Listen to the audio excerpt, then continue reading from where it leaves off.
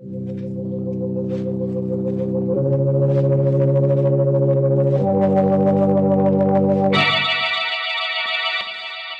Sanctum Mysteries.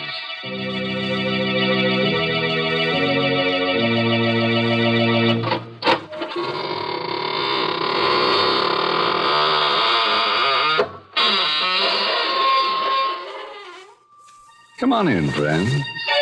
Into the Inner Sanctum. This is really a lovely place. Oh, kind of dark and cobwebby. But then the maid hasn't been around for some time. No, she was playing the numbers. Then her number came up. Why, through these portals pass some of the nicest people in the world. True, they're rather boring, but after all, they are deadheads.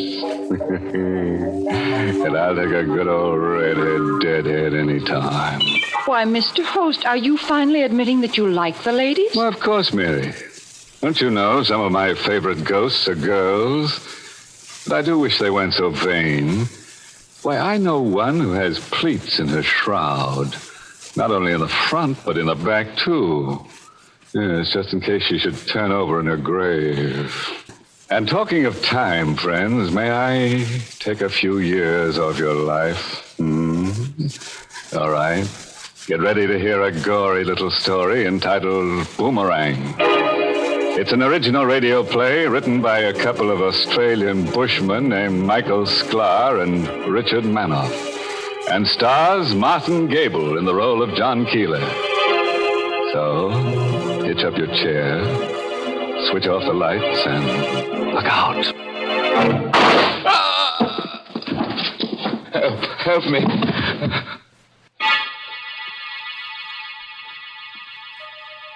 No one heard me. No one came. I lay there watching the blood ooze from the wound. My chest was on fire. The flesh where the bullet had ended was torn, shredded. And in my back there was a kind of numbness. I screamed, "Ah! Help! Help!" But no one answered. I was utterly alone, helpless, watching my life dripping drop by drop to the floor. Then the blackness closed in. When I regained consciousness, 2 uniformed patrolmen were bending over me, looking frightened and puzzled. Suicide, Riley? Either that or murder. Their voices seemed to come echoing over an aching void. I wanted to tell them how it had happened. I wanted to tell them about Bill Sloan and Helen and the airplane. I was frantic. I had to tell them. He's trying to say something, Riley. Poor guy. He can't talk. He's too far gone. I couldn't talk.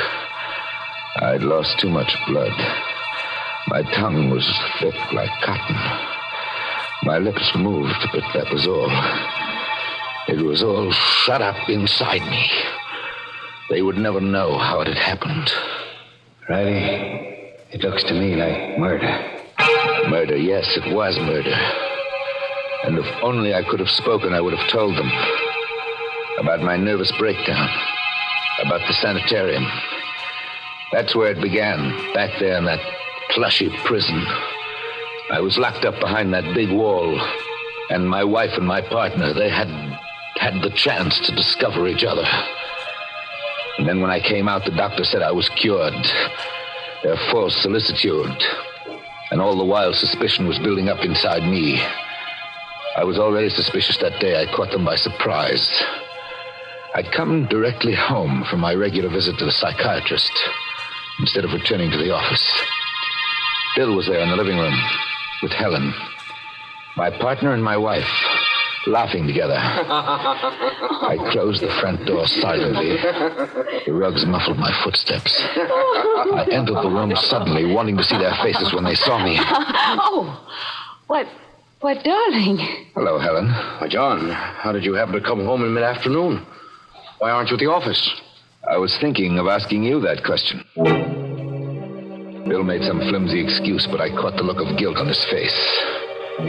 He was a bachelor, Smooth with words, successful with women. And I was beginning to believe he had succeeded with my wife. Oh, I had evidence. There was the time a few nights later. Helen and I were going up to bed. As we passed the umbrella stand at the foot of the stairs, I noticed something.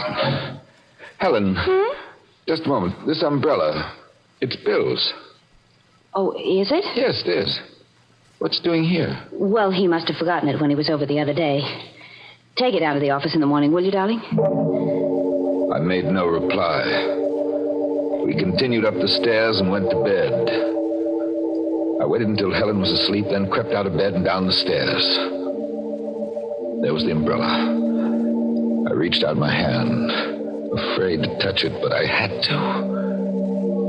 The umbrella was still wet. It had rained that afternoon. I said nothing about it the next morning. Oh, I was suspicious enough, but I told myself I had to be absolutely sure. And then, that next night, it happened. Helen went out after dinner saying she had an appointment with her hairdresser. As the door closed behind her, I picked up the phone and dialed the number. Hello? Crescent Beauty Salon? Alberta, this is Mr. John Keeler. I'm calling for my wife to verify her appointment for this evening. Mrs. Keeler? But, monsieur, she has no appointment for this evening. Now, I was sure. Bill and Helen were together. I struggled to control my emotions. My head was whirling. I felt ill, weak. My heart was pounding in my chest. The room began to spin. First the floor lamp, then the chairs, finally the table, whirling around my head. I needed air. I forced myself out of my seat, stumbled across the floor to the window, and threw it open. The stars, too, were spinning, chasing each other in a mad race across the sky. I sucked the fresh air into my lungs, and slowly the stars resumed their normal positions. I drew my head back into the room, and then it struck me across the nostrils. Gas. The room was full of gas. Yes, I found one gas jet open in the kitchen stove. I fought against the logical conclusion, struggled against it all that night and into the next day. But I could no longer stand it by mid-afternoon. That open gas jet last night had been no accident. They were planning to have me put out of the way. Well, two could play at that game. I also could commit murder.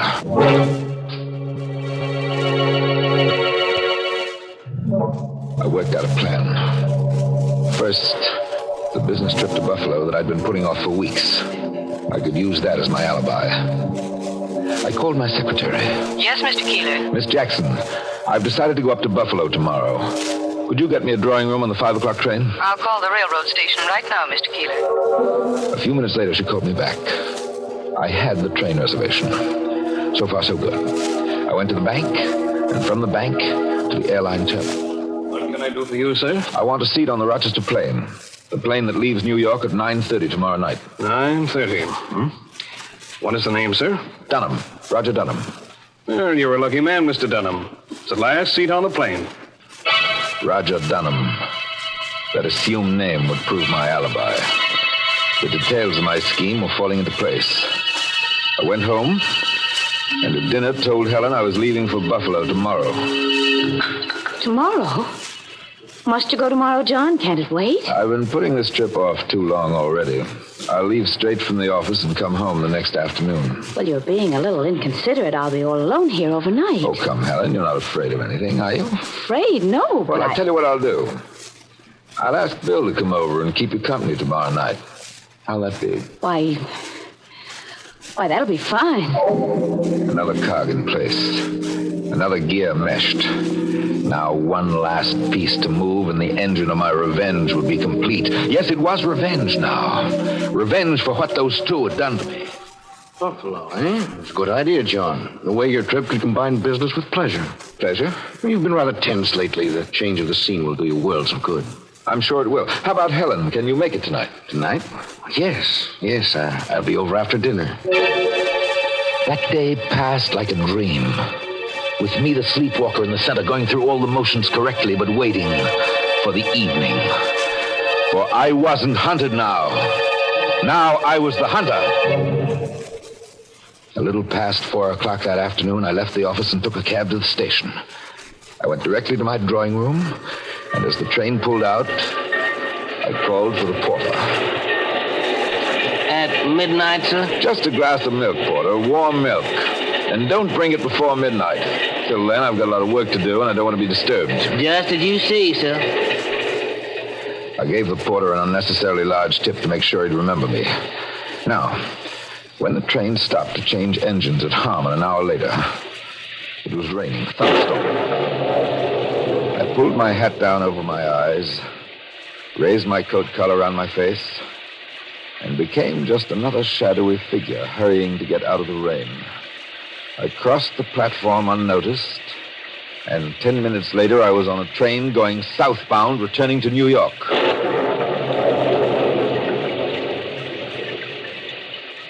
I picked up my car at the parking lot and drove out to my house on the cliff.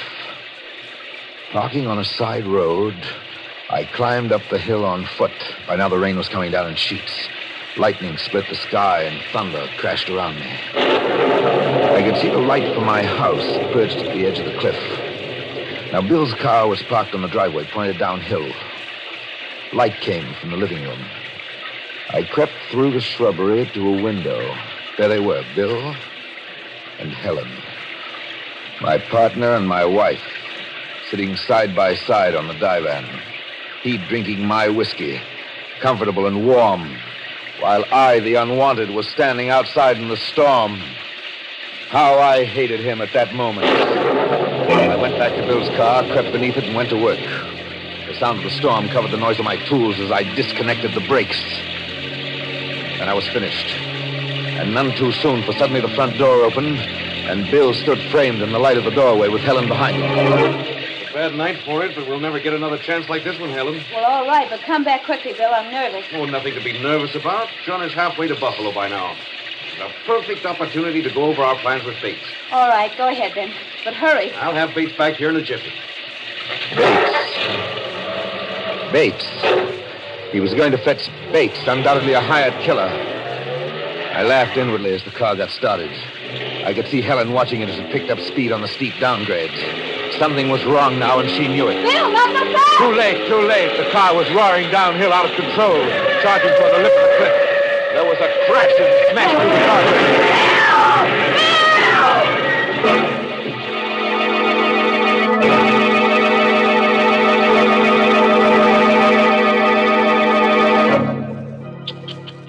Oh, poor Bill.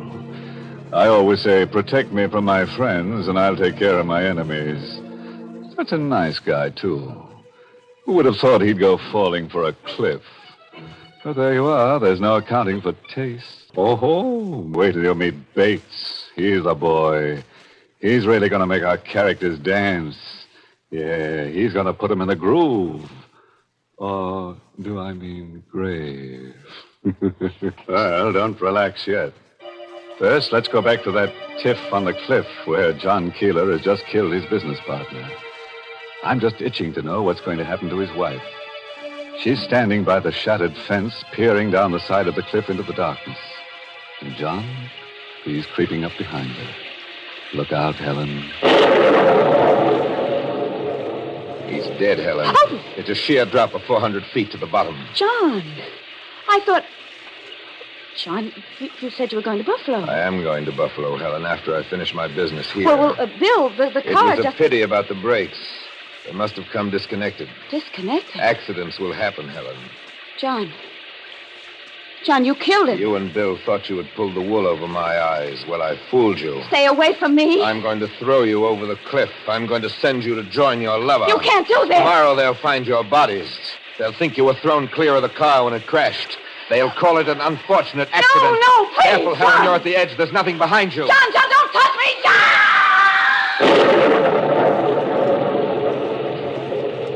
Goodbye, Helen. If I had any feeling at that moment, it was a feeling of satisfaction. I, the failure, had committed the perfect crime.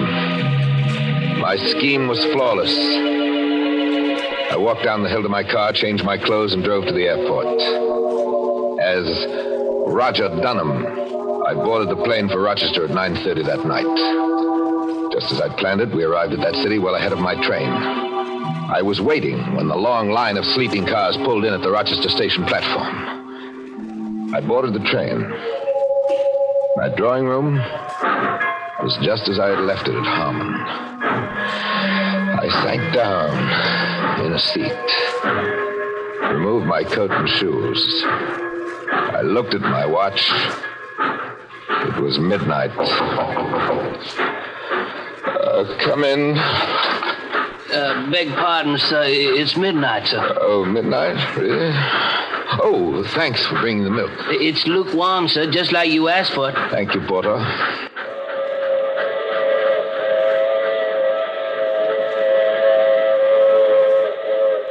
In Buffalo, I went to my usual hotel, checked in, went to sleep. Oddly enough, I slept well that night. A deep, dreamless sleep. In fact, I overslept. For when I wakened, it was broad daylight and the phone was ringing. I struggled out of bed, lifted the receiver. Hello. This is the long-distance operator. I have a New York City call for Mr. John Keeler. This is Mr. Keeler speaking. One moment, please. Here's your party. Mr. Keeler? Yes? This is Miss Jackson. I've just arrived at the office. Mr. Keeler, I don't know how to tell you.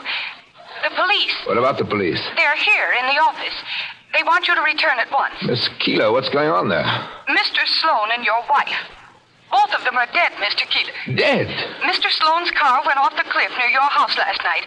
The accident was discovered this morning. Accident? You say it was an accident? It must have been an accident, Mr. Keeler. She thought it was an accident. Now, if only the police thought likewise. I told my secretary I'd take the first plane back to the city, and I hung up. A few hours later, I reached New York, hurried to my office. There's a detective waiting in your office, Mr. Keeler. A detective? He said he had to see you. A detective. This was the test. I pulled myself together and opened the door to my office. Mr. Keeler? Yes. I understand you're from police headquarters. Jerome is the name, sir. Assistant Inspector. How do you do, sir? We won't take up much of your time, Mr. Keeler. It's an open and shut case. How do you mean that? Well, stormy night, slippery road, bad brakes. Obviously an accident. I'm very sorry. I nodded at the detective, and all the while I was laughing inwardly. He sat there, the very symbol of the law, and offered me official sympathy. No question of clues, nothing overlooked, nothing to fear. Not now. I, the weakling, had committed the perfect crime. Yes, Miss Jackson? Mr. Keeler, there's a man out here to see you. Send him away. He won't go. He says you don't know him, but it's extremely important. What's his name? His name is Bates, Mr. Keeler. William Bates. Bates? The hired killer. I told my secretary I'd see him. I went into the outer office. Bates was sitting on one of the chairs with an open briefcase on his lap. He was a big man, tough-looking. I read the news in the morning paper, Mr. Keeler. Too bad. That was a tough break. Yes. Yes, was. I didn't know if I should go after you now, but... Well, after all, I'm a businessman. My time is money. I'm sure it is, but why tell me about it? You certainly don't expect me to pay you. Why not? They're your plans. My plans? Well, look at them. Here they are. Why, they've even got your name on them. I didn't know whether I could trust my ears. Whether I could believe my vision. Bates drew a roll of architectural drawings out of his briefcase and shoved them at me. Look at them. There it is in your partner's handwriting. Plans for the new Keeler house. Who are you? I told you. My name is Bates. I'm a building contractor. Your partner and your wife insisted that the whole job had to be done in secret. In secret? They said something about you having just come out of a sanitarium. They wanted the whole thing to be a big surprise. My mind was reeling. The secret meetings that led me to suspect Bill and Helen. Those meetings were to go over the plans for a house. My house and Helen's. I had killed my best friend and my wife. Inspector Jerome, I want to confess. I killed him. I killed him. Killed him? Killed who? Don't look at me like that. You know who I'm talking about. My partner and my wife. I killed them last night. Now I'm ready to take my punishment. Now, calm down, Mr. Keeler. You've had a hard time. We realize this thing has been a great shock. What are you talking about? The homicide squad doesn't jump to hasty conclusions, Mr. Keeler. We made a thorough checkup on your background. What's my background got to do with it? Well, we know you spent 3 months in a sanatorium recuperating from a nervous collapse. Now, on top of that, this unfortunate accident. It wasn't an accident. I killed him. We checked every movement you made since you left the office yesterday. Then you must know. We know you took the 5 o'clock train to Buffalo. The porter on your Pullman had no trouble recalling you. Why, he even told us how he brought you a glass of milk at midnight. You were a good 200 miles away from New York when the accident happened. The detective went away, shaking his head. Sympathetically. My mind was in a turmoil. I had committed the perfect crime, and it had boomeranged. I went home. The house on the cliff was empty. Everywhere I looked, I saw Helen. Her photograph on my desk. Her red-tipped cigarette still in the ashtrays. 2 half-empty cocktail glasses side by side on the living room table. There was desolation in the house. Emptiness. Loneliness. And it would be like this for the rest of my life. But there was one way out. I always kept a loaded gun in the desk. I took it out of the drawer and in my hand. Here was my punishment. This time I couldn't fail. I placed the gun against my chest and pulled the trigger.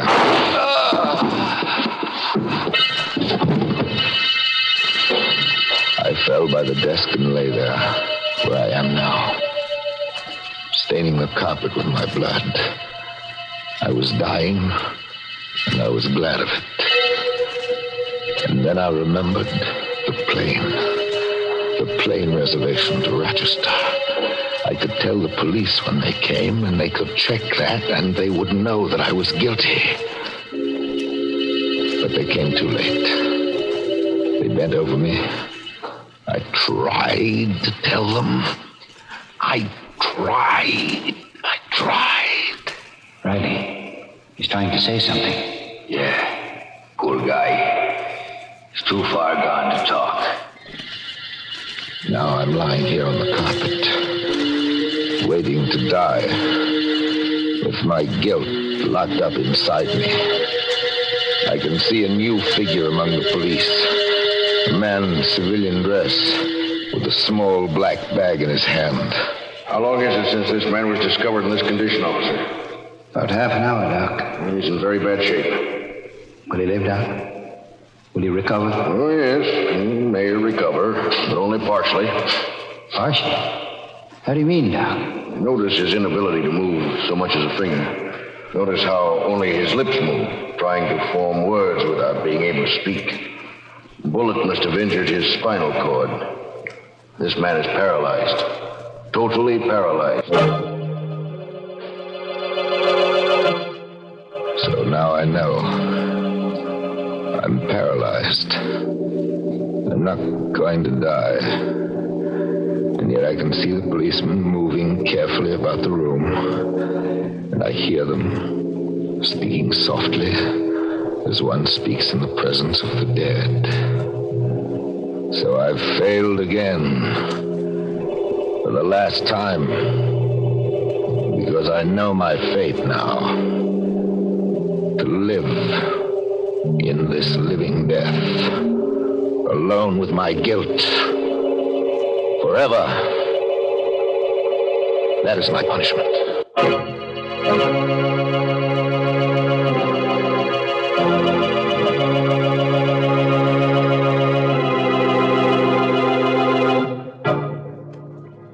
Poor old John Keeler.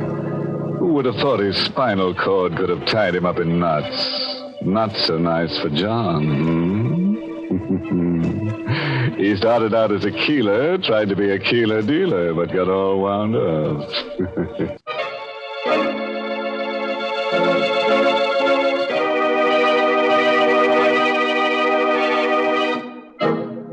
And now, friends, for those of you who like morals with your drama, here's one for tonight. Never mix your partner's business with your pleasure. For if you do, he may consider it a pleasure to give you the business. Yes, in next week's Inner Sanctum story, directed by Hyman Brown, next week's story is about a genius, a photographer who believes that death can be beautiful. So he only takes pictures of people who are in the throes of dying. It's enough to make your camera shudder. And naturally, he has to arrange his models, arrange to have them die. So next Tuesday, bring along the kiddies, and we'll make it a nice family picture. And now it's time to close the squeaking door. So, good night. Pleasant dreams.